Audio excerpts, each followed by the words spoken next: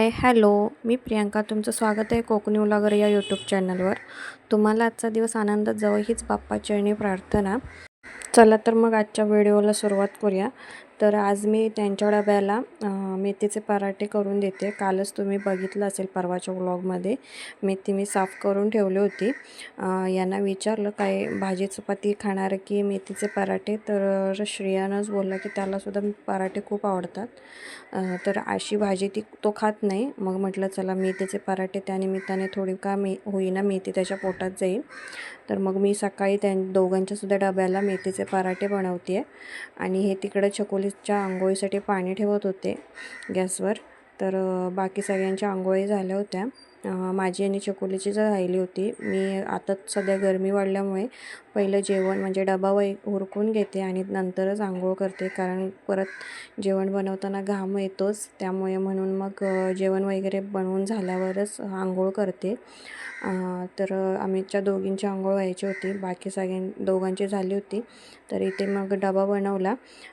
आमच्या सगळ्यांसाठी मेथीचे पराठे बनवले आणि चकोलीसाठी चपाती करत होते, कारण मेथीच्या पराठ्यात मी चटणी वगैरे टाकते. जर तिने मेथीचे पराठे खाल्ले नाही तर तिच्यासाठी एक चपाती एक्स्ट्रा असावी. त्यामुळे मग मी चपातीसुद्धा तिच्यासाठी थोडं बाजूला पीठ करून ठेवलं होतं, भिजवून ठेवलं होतं. तर चपातीसुद्धा करून घेतली आणि माझे मेथीचे पराठेसुद्धा तयार झाले होते इथे. सकाळच्या गडबडीत हा असा जर डबा बनवायचा असेल तर पटकन झटपट होतो. भाजी आणि भाकरी किंवा चपाती करायला खूप वेळ जातो.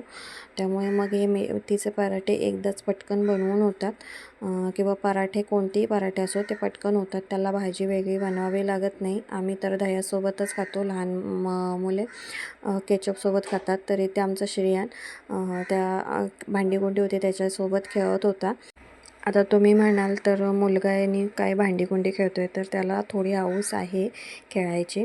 तर इथे त्यांच्या ऑफिसचं पुन्हा एकदा काम आलं होतं. मग तेच मी चकोली झोपल्यानंतर करत बसले होते. आणि संध्याकाळच्या जेवणाला उरलेल्या मेथीची भाजी बनवायची होती. तर मग म्हटलं चला आता ती आधी श्रेयांना शाळेत सोडायला जायच्या अगोदर कापून ठेवली. म्हटलं आल्यावर गडबड होणार नाही, कारण श्रेयांना शाळेत जायच्या अगोदर माझी अर्धी कामं मी उरकून जाते. कारण येईपर्यंत खूप उशीर होतो आणि त्याच्यानंतर मग जेवण करायला पुन्हा परत उशीर होतो. चकोलीचीसुद्धा मध्ये लोडगोड असते, त्यामुळे मग अर्धी कामं आधी झालेली असले की काय उशीर होत नाही, आवरायला लवकर जमतं. तर मी कचरा वगैरे काढून जाते, कपडे वगैरे काढून ठेवते शाळेत जायच्या अगोदर. आणि भाजींची थोडा वेळ होता तर म्हटलं भाजी पण चिरून ठेवली होती, आल्यावरती पटकन फोडणीला दिले की पटकन होऊन जाईल. तर इथे मी लसूण आणि कांद्याची फोडणी दिली आहे आणि त्यानंतर मग मसाले टाकलेत. आपण जे रोज वापरतो मसाले तेच टाकलेत. त्यानंतर मग मेथी आधीच धुवून घेतली होती, ती दिले टाकून. आणि त्यानंतर मग आमच्याकडे कोकणात आम्ही खोबरा टाकतो मेथीत, किंवा अशी साधीसुद्धा बनवतात, पण मला खोबरा टाकून केलेलीच मेथी खूप आवडते. मी साधी अशीच बिना खोबऱ्याची मेथी खात नाही, कारण मला मेथीची भाजी अजिबात आवडत नाही. खोबरा केलेले असेल तरच टाकते. आणि थोडंसं शेंगदाणा कूट माझ्याकडे केलेलं होतं ऑलरेडी, तर मग ते सुद्धा टाकून दिलं आहे. अशी भाजी एकदा तुम्ही नक्की बनवून बघा, खूप छान होते. चला तर माझी इथं भाजी बनवून झाली आहे. त्यानंतर मग आम्ही जेवून घेतलं. तर तुम्हाला माझा आजचा व्हिडिओ कसा वाटला मला नक्की कळवा. बाय.